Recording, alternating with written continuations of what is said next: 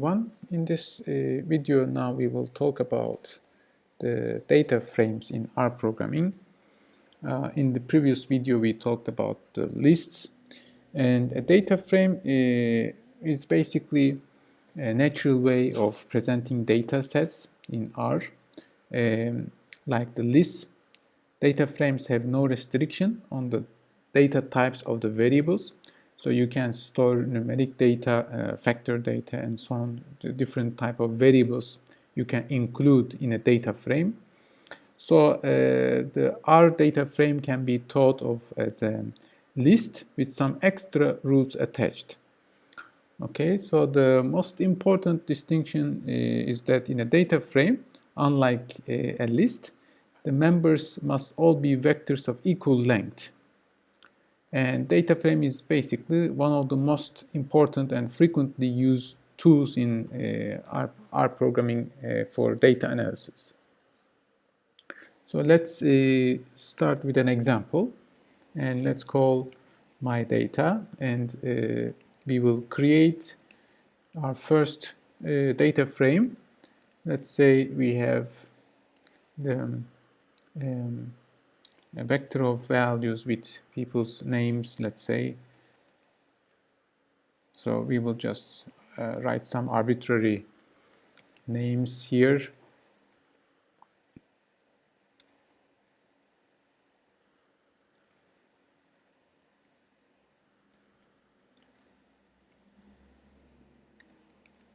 Let's say Jack, and let's write one more name. And then now our next column, let's say, is the age of these individuals. So we will create a vector of age, let's say, again, some arbitrary numbers here. Let's say 17. So we have, we should have 5, I think. Okay, so let's include one more. Okay, and then we are going to write the sex. So let's say factor, and we will have the male or female denoted by M and F. So let's write again. I mean, this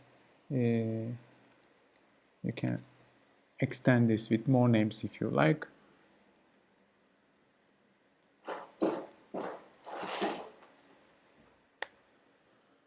Okay, and then let's display. So the values are not that important, but we can basically declare the data frame as we have seen in this example. So we have constructed a data frame with the name, age, and sex of these individuals. Again, if we want to access to elements of this data frame, okay, then we are going to use the index. We can use the index, of course. Like, let's say the,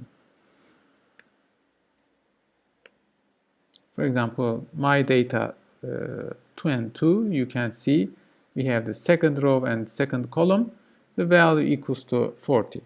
We can try others, let's say 2 and 3, and we can run it.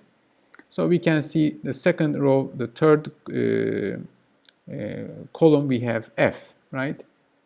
Again, you can change this, let's say 1 and 2. Or let's say just enter 1 and comma, we leave it empty. So this will give us the first row of our data. Okay, so this is the first row, my data.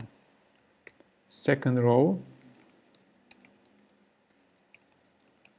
or we can access, let's say the second column as an example,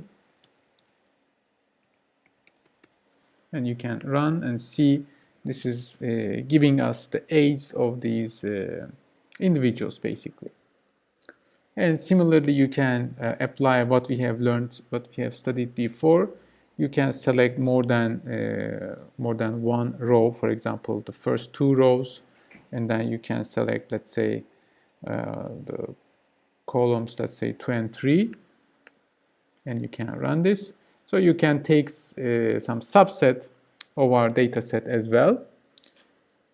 Or alternatively, again, what we did before, similarly, you can, let's say, access to the third column and then access the first column using this index values that you create as a vector. And you can see this is the third column first and then the first column, okay? So you can extend these examples based on what we have seen before.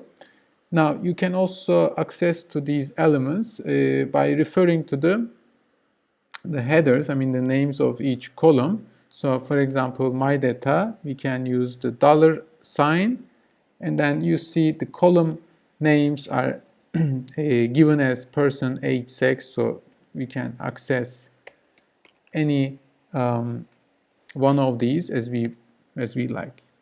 If we run this will display here, and these are the ages of these individuals that we defined. And also there are some other useful functions we can use. For example, the number of rows in our data set, we can use nrow function. So this gives us the number of rows in the data frame. Or we can use the number of columns, again, input our data frame, number of columns. Okay, so we can test it, and we have 3 columns in our data frame that we created in this example.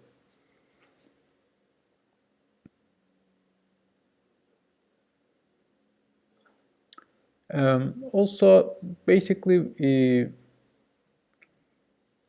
we can add some columns, or we can combine different data frames. We can do some examples for that. So let's say I have some new record, okay, and I will create data frame for this. And let's say the name of the person is Brian, and then we have the age equals, let's say, 10, and then let's say we have male, and then for this one we have the levels,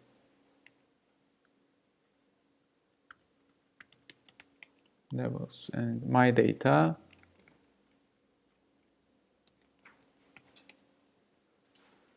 Okay, so this new record, we can display what we have. So let's run this. So you can see we have entered this new record as a data frame.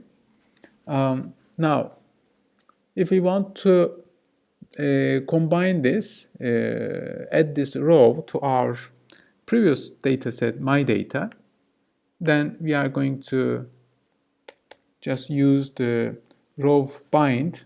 We can use the row bind function, and let's say my data 2 this time, and use our bind.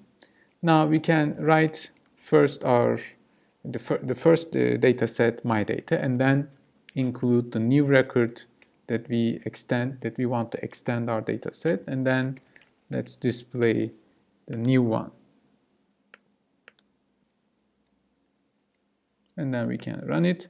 So as you see, the last here, the name, Brian, and age and sex information is added to our existing first my data data frame, and we have extended one here. We can see other examples. Now let's say we want to add a column, okay, this time. Now we want to add, let's say, a new column to our data set. So let's call this as funny, and let's create some other variables like high, low, medium. Okay, so again, just arbitrary information. I mean, this doesn't need to be very meaningful, but suppose you want to add this new information to our existing data set, and then we can write the factor and the levels are given as low, medium, and high.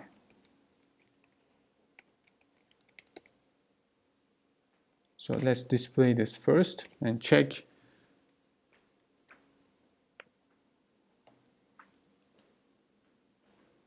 Okay, so now we can add this column to our my data frame. So let's say my data 2. This time we will use the column bind and add one more column to our original data set, and we want to add this new information, and then we can display my data 2 here and verify. So as we see, we have added successfully one more column about how funny, let's say, this individual is, or you can add some other features about these individuals, maybe like their birth month or something like that. You can extend easily this data frame using the similar operations with column bind. And these rbind and column bind functions aren't the only ways to extend the data frame. There is another useful alternative for adding a variable. We can use the dollar operator actually. And let's see that one with an example. So let's say my data